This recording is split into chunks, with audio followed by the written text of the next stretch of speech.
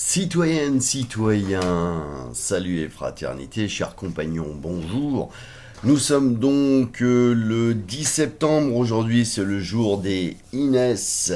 Le tour de la France par deux enfants, une lecture par Grégory Baudouin. Et nous en sommes déjà au chapitre 50 aujourd'hui. Chapitre 50 qui se nomme Les forges du Creusot, les grands marteaux pilons à vapeur, une surprise faite à Julien, les mines du Creusot, la ville souterraine, et tout ça. Voilà. Alors la maxime du jour, quelle sympathie nous devons à tant d'ouvriers courageux qui se livrent au plus dur et au plus pénible des travaux. Quand on eut bien admiré la fonderie, on passa dans les grandes forges. Là, Julien et André furent encore bien étonnés. La plupart des ouvriers qui allaient et venaient avaient la figure garnie d'un masque, déjà. C'était pas le même. D'un masque en treillis métallique. De grandes bottes leur montaient jusqu'aux genoux. Leur poitrine et leurs bras étaient garnis d'une sorte de cuirasse de tôle. Ils étaient armés comme pour un combat. Et en effet, c'était une véritable lutte que ces robustes et courageux ouvriers ont à soutenir contre le feu qui jaillit de toutes parts, contre les éclaboussures et les étincelles du fer rouge. Les uns saisissaient de longues tenailles, retiraient des fours des masses de fer rouge, puis le plaçant dans des chariots qu'ils poussaient devant eux, ils amenaient en face d'énormes enclumes, pour être frappés par le marteau.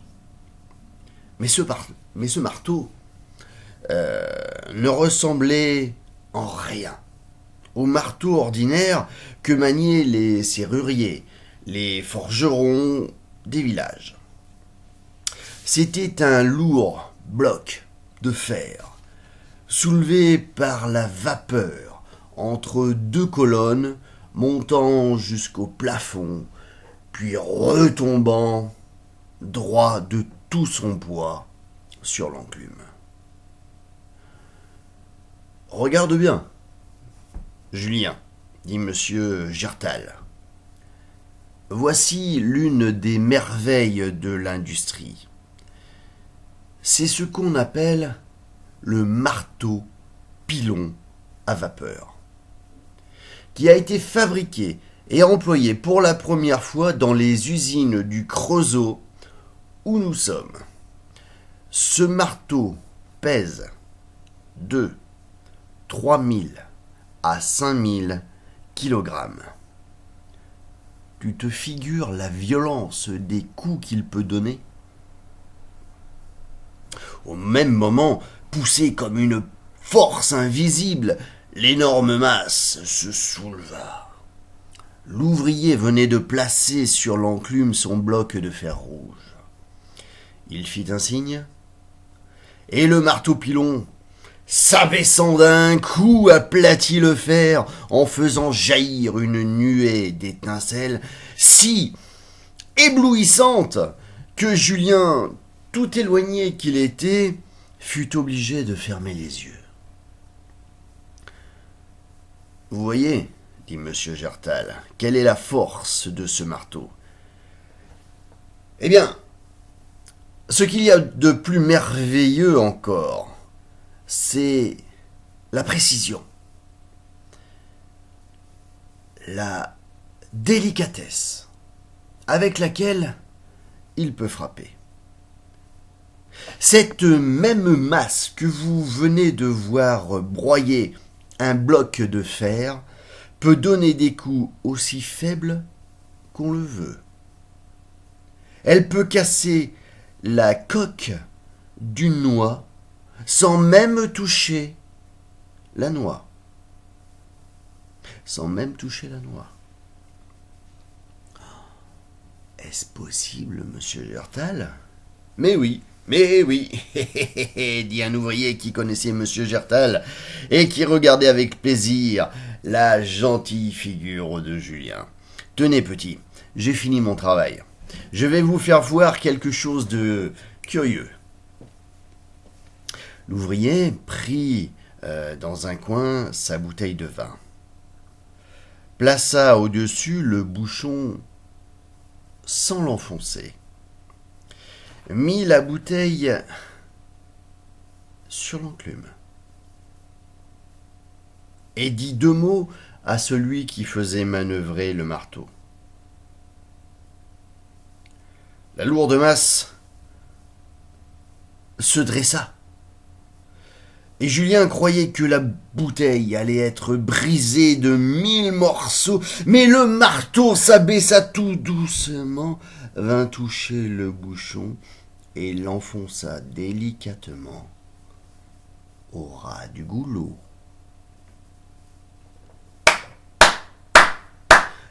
Julien battit des mains. Bien d'autres choses émerveillèrent encore nos jeunes amis. Là, le fer rouge passait entre des rouleaux et sortait aplati en lames semblables à de longues bandes de fer. Ailleurs, des ciseaux d'acier mis en mouvement par la vapeur tranchaient des barres de fer comme si tu étais du carton. Plus loin, des rabots d'acier mus encore par la vapeur rabotaient le fer comme du bois et en arrachaient 2 vrais copeaux. Julien ne se lassait pas de regarder ces grands travaux, accomplis si rapidement par la vapeur, et qui lui faisaient songer aux fées de la mère Gertrude. On parcourut les ateliers de construction où se font chaque année plus de 80 locomotives, des quantités considérables de rails, des coques de bateaux à vapeur, des ponts en fer, des engins de toutes sortes pour les frégates et les vaisseaux de ligne. Voyons maintenant les mines de houille, dit monsieur Gertal. Des mines ? Dit Julien. Il y a des mines aussi ? Oui, mon enfant. Tout le bruit, tout le mouvement que tu vois ici est l'image du bruit et du mouvement qui se font également sous nos pieds, dans la vaste mine de houille. Sous la terre où nous marchons, sous cette ville de travail où nous sommes, il y en a une autre, non moins active, mais sombre, comme la nuit. On y descend par 10 puits différents.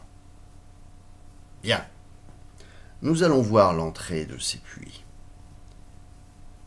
Quand André et Julien arrivèrent, c'était le moment où des ouvriers munis de leurs lampes allaient descendre dans le souterrain. Julien les vit s'installer dans les cages. Au-dessus du grand trou noir que le jeune garçon regardait avec épouvante. Puis on donna le signal de la descente. Une machine à vapeur siffla et la cage s'enfonça dans le trou avec les mineurs qu'elle portait. Bien triste condition de travail. « Est-ce que ce puits est bien profond ?» demanda Julien. « Il y a 200 mètres environ et on le creuse de plus en plus.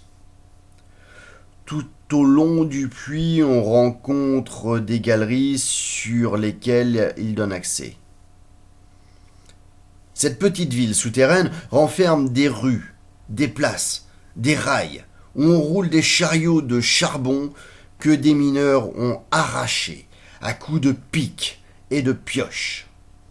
C'est ce charbon qui alimentera les grands fourneaux que tu as vus. C'est lui qui mettra en mouvement ces machines qui sifflent, qui tournent et qui travaillent sans repos.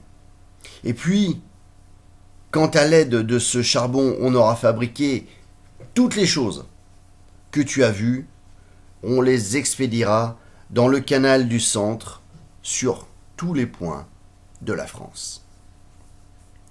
Oh, monsieur Gertal, s'écria le petit Julien, je vois que la Bourgogne travaille fameusement elle aussi. Et je réfléchis en moi-même que si la France est une grande nation, c'est que dans toutes ces provinces, on se donne bien du mal, ce à qui fera le plus de besogne. Oui, petit Julien, l'honneur de la France, c'est le travail. L'honneur de la France, c'est son économie.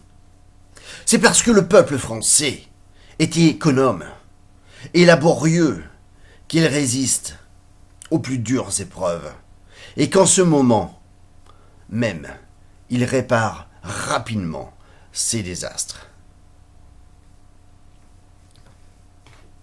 Ne l'oublions jamais, mes enfants. Ne l'oublions jamais, mes enfants.